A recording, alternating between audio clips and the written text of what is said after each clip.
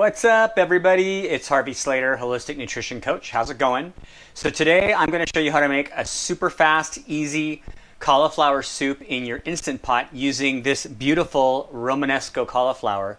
You can look it up. It's really cool looking cauliflower. It's kind of a shame actually to puree it in a soup because it's so neat looking, but it's going to make great soup. So we're going to go ahead and do that.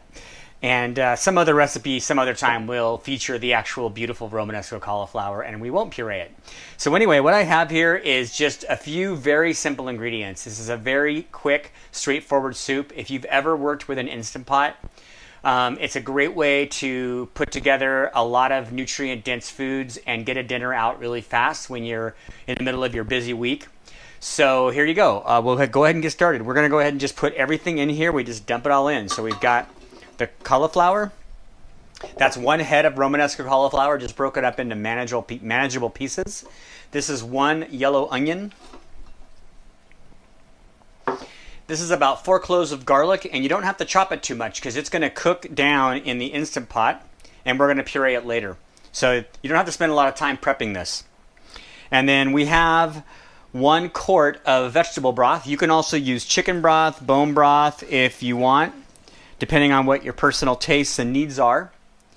And that pretty much does it. We're going to put the lid on this, and then it's gonna make a little noise telling you that it's sealed. And we're gonna set the pressure for high and 8 minutes. And then you just let that cook for about 9 minutes with the pressure on. You wanna make sure your little steam vent is closed, otherwise there it goes telling me that it's going. The little steam vent has to be closed or it won't apply the proper pressure and it won't cook fast enough for you. So we're going to come back in about 8 minutes and see how this looks.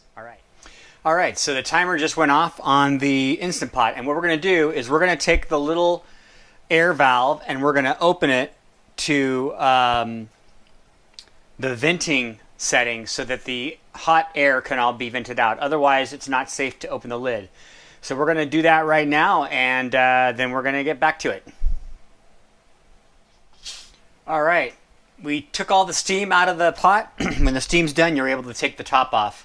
They have it engineered so that you can't take the top off until there's enough pressure out of the Instant Pot. So you can't really hurt yourself because it's locked into position. So that's good to know. But anyway, now we've got this cooked soup, and I always like to just make sure it's soft enough, which it absolutely is. And we are going to transfer everything into this blender pitcher, and we're going to puree everything basically.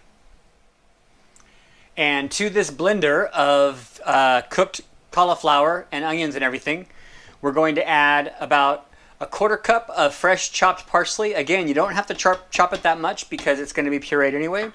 And then for a little extra nutrition and a little bit of creaminess from the fats, I like to put some raw green pepitas in there, but that's optional. So if you want it super low calorie, you'd probably do it without the pepitas.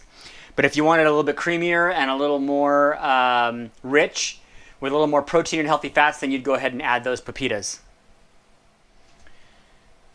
Now, whenever you blend hot liquids in a Vitamix, you always want to start on a very low speed because the heat is combustible and it will explode and you could hurt yourself. So I'm going to put the lid on this, and I'm going to start it at a very, very low speed. You can hardly even hear it going. And then once I know the combustion is worked out of the blender, I'm going to go ahead and transfer to a higher speed.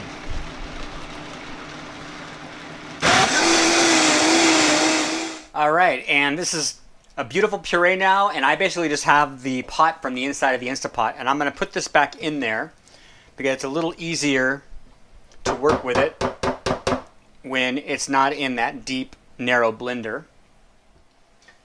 And we're just going to season it a little bit for taste, so we're going to add a 1/2 teaspoon of, this is Himalayan pink sea salt.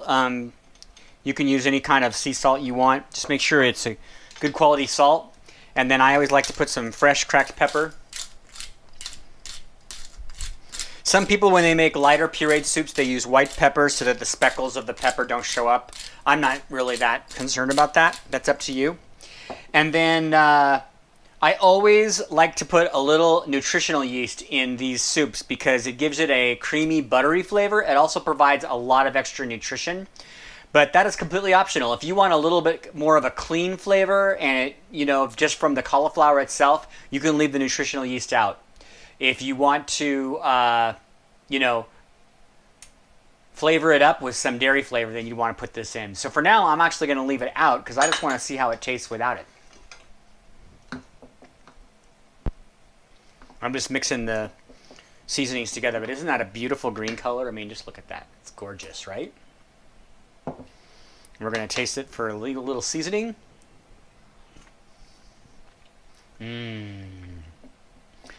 It tastes amazing. This doesn't even really need the nutritional yeast, to be honest with you. So I'm going to leave it the way it is for me, but you're welcome to add that yeast if you want. So now I'm just going to show you how to serve it. Now to serve like you would with any soup, you just put it in a bowl. That's pretty easy, right? But I just wanted to give you a little serving suggestion. So I've got the soup here like this, and then I'm going to actually put a little drizzle of extra virgin olive oil. And you know what would be amazing in this is some truffle oil. If you ever find any truffle oil at the store and you want to do that, that would make it amazing. But there you go. You've got a beautiful cauliflower soup with a drizzle of extra virgin olive oil. And it's just got a really great, clean, simple flavor. You can really just taste the whole food in this. And it's super good for you. So this just proves that healthy does not have to be hard. This whole thing takes about 20 minutes in prep time and maybe 15 minutes of cook time and you're good to go. So enjoy this. Try it out and let me know what you think. All right, later days. Bye for now.